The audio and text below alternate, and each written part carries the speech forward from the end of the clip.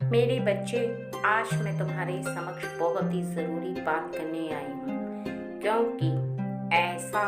कोई है जो तुमसे बहुत समय पहले बिछड़ चुका था, लेकिन अब पुनः तुमसे मिलने वाला है और वो तुमसे मिलने शीघ्र ही आ रहा है। लेकिन उसके मिलने से पहले ही मैं तुम्हें उसके बारे में कुछ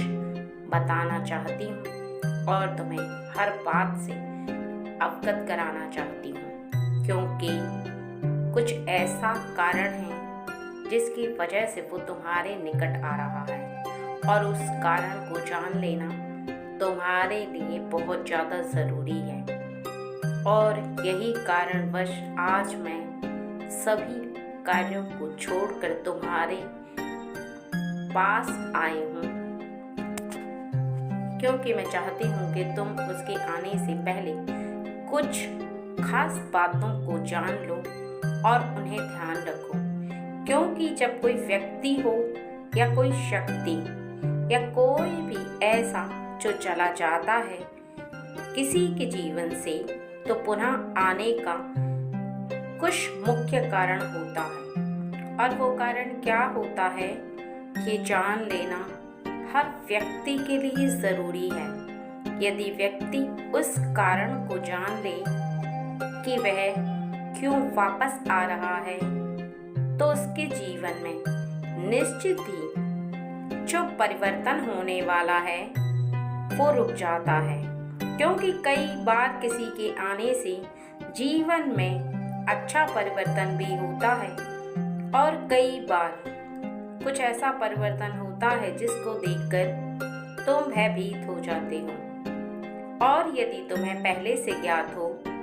तो तुम्हारे हृदय में होने वाले परिवर्तन की अचंभित भावना उत्पन्न नहीं होती जो कि तुम्हें चौंका दी। इसी वजह से आज मैं तुम्हें विस्तार से बताने और समझाने आई हूँ कि कोई भी व्यक्ति हो या शक्ति जब वो तुम्हारे निकट आए तो तुम्हें कौन सी खास बातों का ध्यान रखना चाहिए। इन 3 बातों का खास ध्यान रखना अति आवश्यक है। सबसे पहला तो यह है कि यदि कोई व्यक्ति तुम्हें धोखा देकर चला जाए या किसी भी कारणवश वो तुम्हें धोखा दे और तुम्हारे जीवन से तुम उसे निकाल फेंको या वो स्वतः ही तुम्हारे जीवन से चला जाए क्रोध में या चिढ़ की वजह से,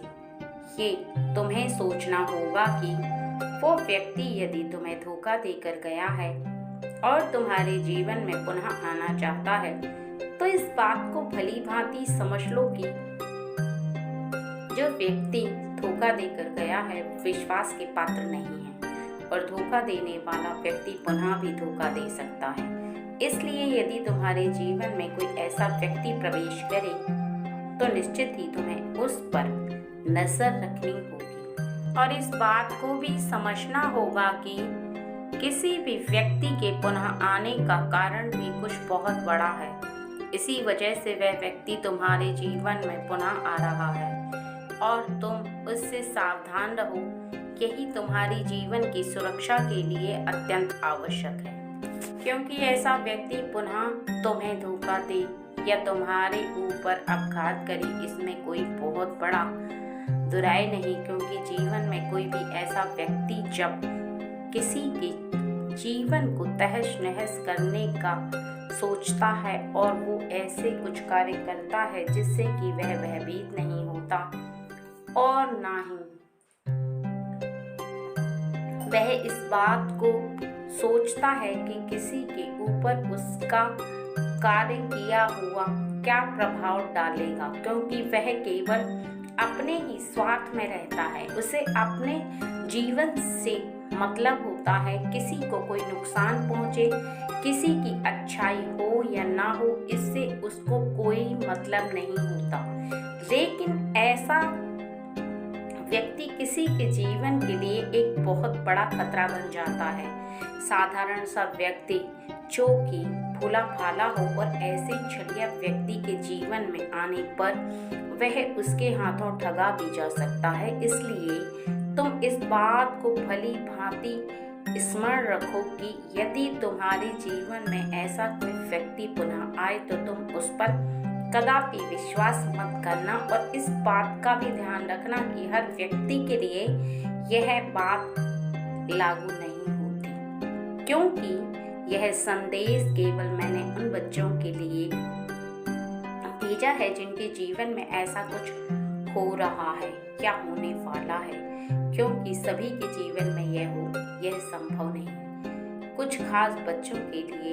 ऐसा होगा जीवन में, उन्हें आज मैं सावधान करने आई हूँ। और इसके साथ साथ दूसरी बात यह है कि यदि तुमने जीवन में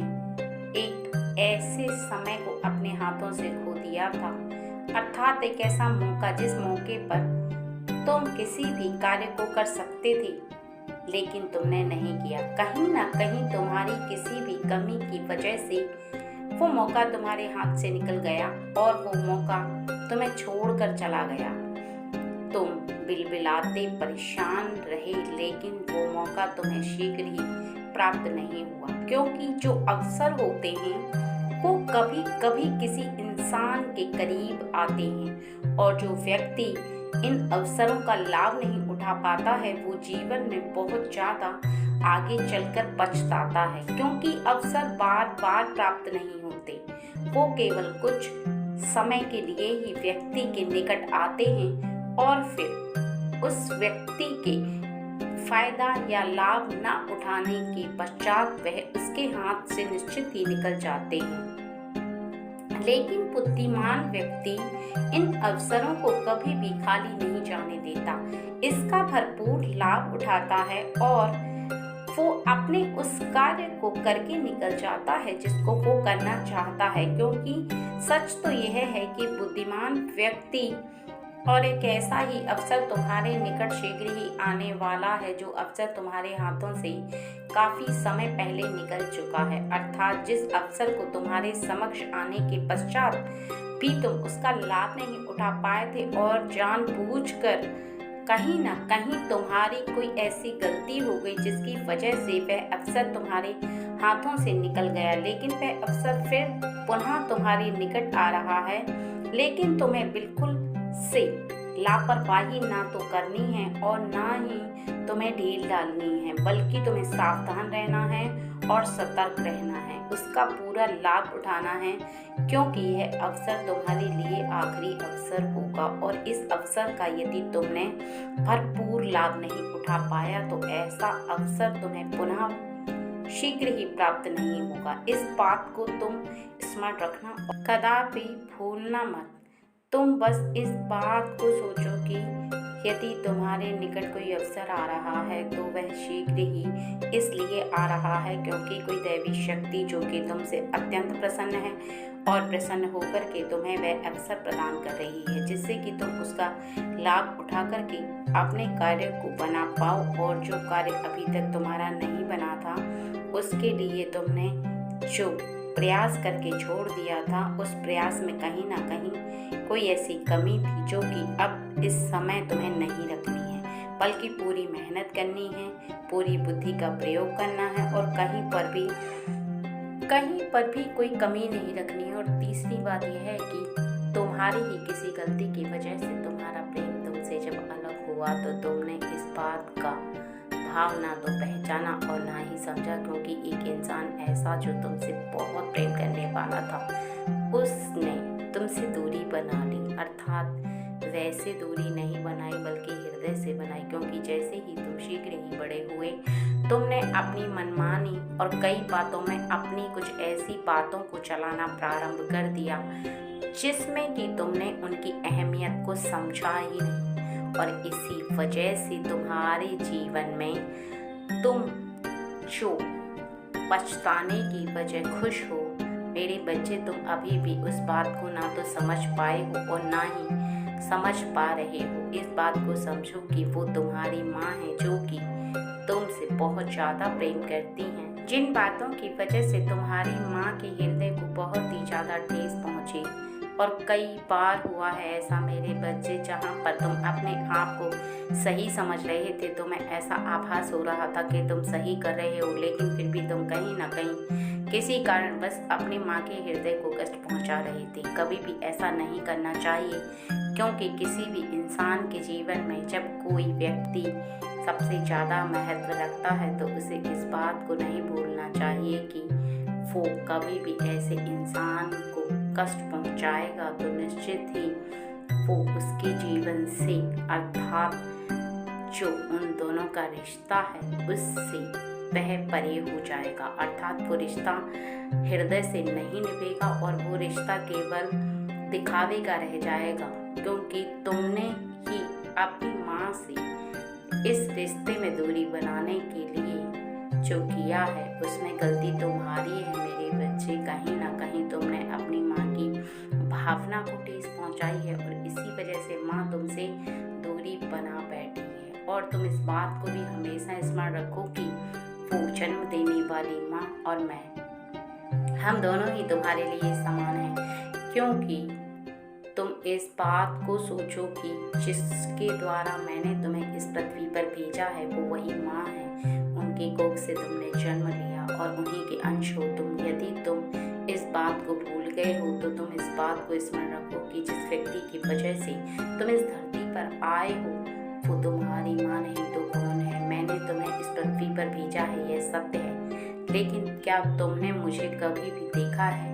तुमने उस माँ को अवश्य देखा है जिस माँ की कोख से तुमने जन्म लिया है, लेकिन तुमने मुझे कभी नहीं देखा। तुमने केवल हृदय से मुझे महसूस किया है और तुमने अपनी भावना से मुझे पहचाना है कि मैं तुम्हारे साथ हूँ। लेकिन मेरे बच्चे, उस माँ को कैसे तुम भूल जाते हो जिस माँ की कोख से तुमने जन्म लिया। इस बात को हमेशा स्मरण रखो और आगे भी रखना मेरे बच्चे की तुम्हारे लिए जिस माँ ने तुम्हारे लिए इतने कष्ट सहे और जितनी परेशानियां भुगती हैं वो वही जन्म देने वाली माँ है जिसके द्वारा तुम इस पृथ्वी पर आए हो। उन्होंने बहुत ज़्यादा कष्ट सहने के पश्चात ही तुम्हें इस पृथ्वी पर रहने का और इस पृथ्वी पर सभी कार्यों का अवसर प्रदान किया है, क्योंकि ना उन्होंने पाल पोस कर तुम्हें बड़ा किया होता तो आज तुम इतने बड़े बड़े कार्यों को नहीं कर रहे होते और जो तुम्हारा जीवन तुम्हें मिला है वो केवल उसी शक्ति की वजह से मिला है। लेकिन यदि तुम्हें इस बात का आभास ही नहीं होता, तुम्हारा हृदय इस बात को महसूस ही नहीं कर पाता, तो मेरे बच्चे आज से तुम मेरी इस बात को सुन लो और समझ लो, जिस जन्म देने वाली माँ को तुम अनदेखा करते हो और अपनी मनमानी करने का प्रयास करते हो, मैं ये नहीं कहती कि मेरे सभी बच्चे ऐसा करते हैं, लेकिन मैं केवल अपने उन बच्चों से इस बात को कहना चाहती हूँ जो बहुत ही ज़्यादा हठी हैं और बहुत ज़्यादा अपने मन की बात को अपने माता के ऊपर सौंप देते हैं और वो कभी भी इस बात का आभास ही नहीं कर पाते कि वो जाने अनजाने में अपनी माँ का हृदय दुखा रहे हैं, अर्थात उनके हृदय को ऐसा कष्ट पहुंचा रहे हैं जिससे कि उसकी माँ का हृदय दुखी होकर के टूट जाता है और ऐसे में उनका हृदय तुमसे धीरे धीरे करके दूर हो जाता है। क्योंकि जिनके हृदय में तुम्हारे प्रति बहुत ज़्यादा प्रेम बसा हुआ है, यदि उनका हृदय